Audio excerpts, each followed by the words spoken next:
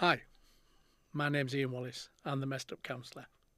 And if you're thinking about this process and podcast and looking at it, please like and share it because you never know when anybody would like the things I'm talking about to be understood or have those conversations. Today, in this podcast, we're looking at one of the questions that I often get asked by clients before we engage with counselling is, does it work? Am I wasting my money? And being from Yorkshire, that's not a conversation you can't have really.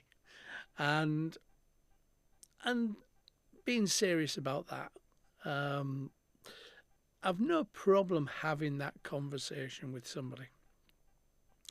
The problem most people identify with counselling is not usually what it is that they think it is, because people will have preformed expectations of what counselling may or may not be if they've never been in a counselling situation before. And they'll have ideas of what that looks like, as I've said, which won't really be the reality. People sometimes think therapy is about me telling them how to work their world, live their life. And sometimes people will think therapy is just about sitting in a chair and me having no interaction with them. The therapy itself can have lots and lots of different ways of being delivered. We have what we call models, theory bases that we use, and we have acronyms for them and short form words for them. CBT, person centered, psychodynamic, you know. The model that I use is one I feel comfortable with personally, which is psychodynamic and systemic. And I think if you're looking at whether therapy will work or won't work, you need to choose the right model for what it is you're trying to achieve.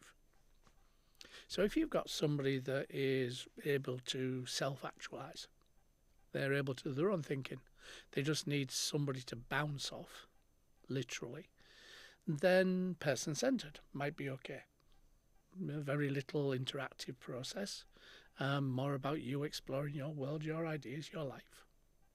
If you need a structure, if you need an A, B, C, D, E kind of process on anxiety and those kind of issues, maybe CBT, cognitive behavioural therapy, might be okay. So before you even consider looking at therapy, try and identify which type of therapy would work for you, because they are all different and we are all different and our clients are all different. So just going into a counselling process won't necessarily be helpful until you've done some background work. So if you're contemplating therapy and you've never had therapy before, or even if you had therapy before that didn't work, then try and look at the type of therapy you want. And then you've got a starting point. And then you have to find where these people obviously work and how they work. And you may then think, okay, I would prefer face-to-face. Well, you're not going to get face-to-face with somebody that lives in Cornwall if you're in Edinburgh, obviously. So you might need to think about the location, the way that person delivers the therapy, because we can deliver therapy on the phone, we can develop by Zoom or Teams or those kind of processes. We can deliver it face to face, obviously. So it's about the client having some kind of process of understanding what it is they're looking to achieve and how they're going to achieve it. Therapy counselling will not tell you what to do. It will help you to get where you want to go. So in order to engage with the therapy, you need to have an idea what you want to achieve. There's no point in going into a butcher's if you want carrots, unless they sell carrots. So you have to kind of find an idea about what it is you want, what it is you want to get.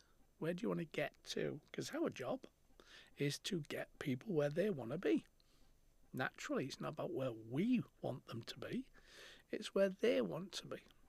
And we use all sorts of tools and processes to engage with that sometimes. So having an idea about the type of therapy you want, what would work for you, what it is you're trying to achieve, your goals, what the process is a good starting point. Because without those, less likely that the therapy will achieve it. Even if the goal is just to have somebody to talk to, it's a goal. And then we can say, okay, that's not a problem. Bounce it off us. If you just want to come into the room and go with life, that's okay. As long as we both know what we're doing. So those processes will help it to engage better and help it to be more able to work effectively for you. The next thing you have to think about is the person, the counsellor, the therapist. Because counselling, therapy, it's a connection, it's a communication, it's a relationship, obviously. And sometimes a very close one. Sometimes we will deal with lots of very intimate and very personal content, probably most of the time, to be fair. So looking at how you get on with the therapist would be helpful. And as you work that process, different people have different ways of doing things. Some will give you a 15-minute conversation on the telephone, for example. Other people won't. It's all very much your own personal way of working that you need to explore and engage with. Therapy will only work if it's about you, about what you want to achieve, and about the relationship you have with the counsellor. Because the more you can trust, bond, connect to the person without feeling judged or without feeling put in any way, shape or form criticised, the closer the relationship with the therapist will help engage and help bring about constructive therapy. Some of that might be for longer term work. Some of it might be for shorter term work. And some therapists, counsellors, will work long term, won't work short term. Some will work short term, not long work. So again, it's about a conversation with your therapist, with your counsellor, to find out how they work. When we engage with counselling, the counsellor themselves might bring up the subject that they don't feel qualified or experienced enough to work with the situation scenarios you're coming with. And that's not unusual. We don't know everything. We can't work with everything. We have to have an ethical consideration about what work we do. So we need to know that what you want from us is what we can deliver. And hopefully we would never get into a situation where we can't work with what you're bringing and we don't feel comfortable with it or connected to it or experienced enough or knowledgeable enough in order to work with those things. So it's about us also coming to that point of understanding that we are the right person for you. Not just that you're the right person for us. It's a two-way street. It's a relationship. The more relaxed you can be, the more engaged you can be, the more comfortable you are with the therapist or the counsellor will obviously help. So you need to choose the person quite intimately, in a sense. You need to ask questions. You need to find out. Now, sometimes that won't be helpful because you won't be able to choose your counsellor. Sometimes you'll be given them, either within a work context, maybe, or going to the GP or some NHS process. And you may not be able to have those choices. If that is the case, then most counsellors, should be all counsellors, but most counsellors wouldn't feel uncomfortable about you having that conversation if you don't feel you're getting on or you don't feel you're connected well. Now, as I say, sometimes there won't be a choice. But if there is a choice, then it's a choice you should make, that you should feel more comfortable with that person. So if you're not able to connect, even after you thought you would, it's helpful to have a conversation, because I can change my style. I can be more laid back, more not interactive, less searching, less checking out. I can move and change my world in order to fit the client. But I can't know that unless the client tells me. So it's a good idea to have a conversation, a very open and honest conversation. And I would hope that no counsellor therapist on the planet would have a problem with having that conversation.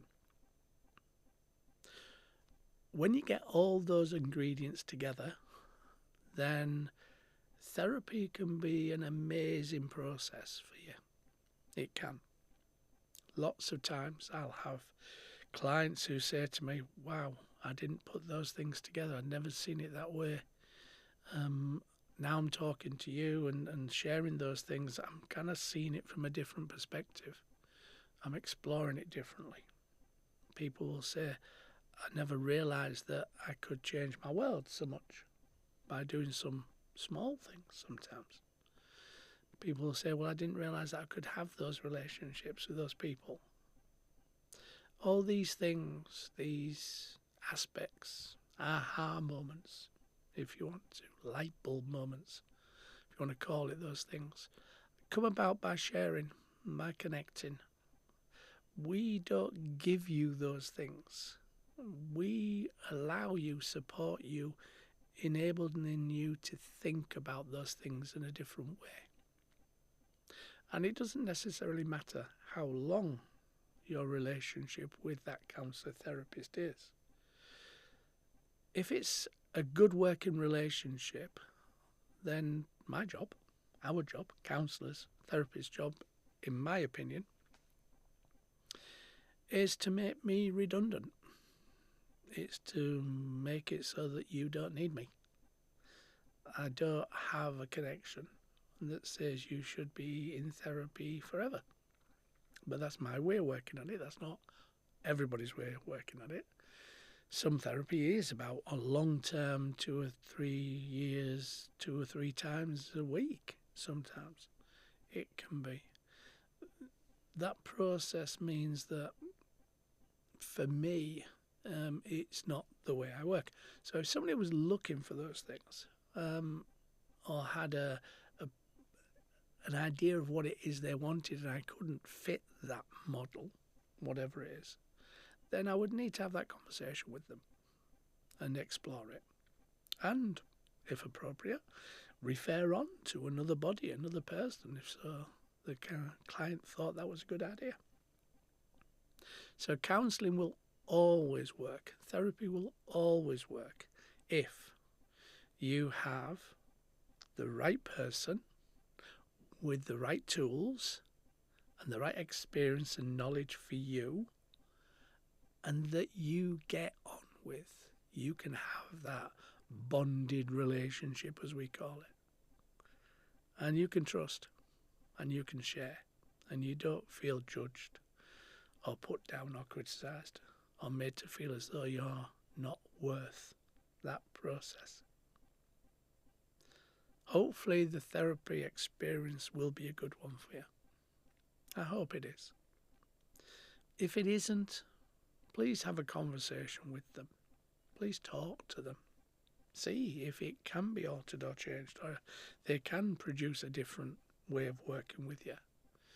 Because if you've talked to somebody about your issues, your problems, the way you see your world, and you've done all that work, then if that person can move, change, alter how they deliver the therapy, that's got to be better than starting again, presumably.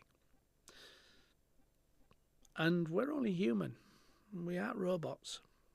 So we have things that we do that won't get on with everybody. I don't connect to everybody I work with sometimes, and they won't like the way I work, and they do disengage. And that's not unusual. It's part and parcel of the process for me, and for any counsellor, really, or therapist. If we aren't the right person, then we aren't the right person.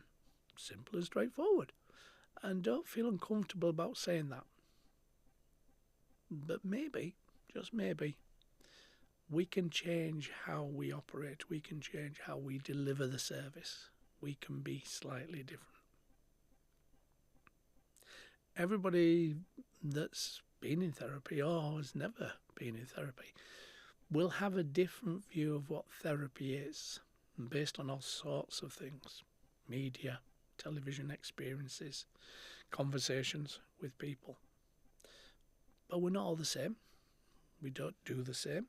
We share different ways of being, different experiences.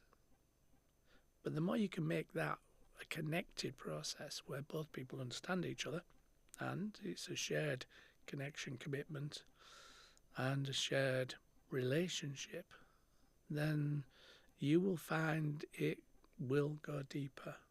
Sometimes too deep for you, the client.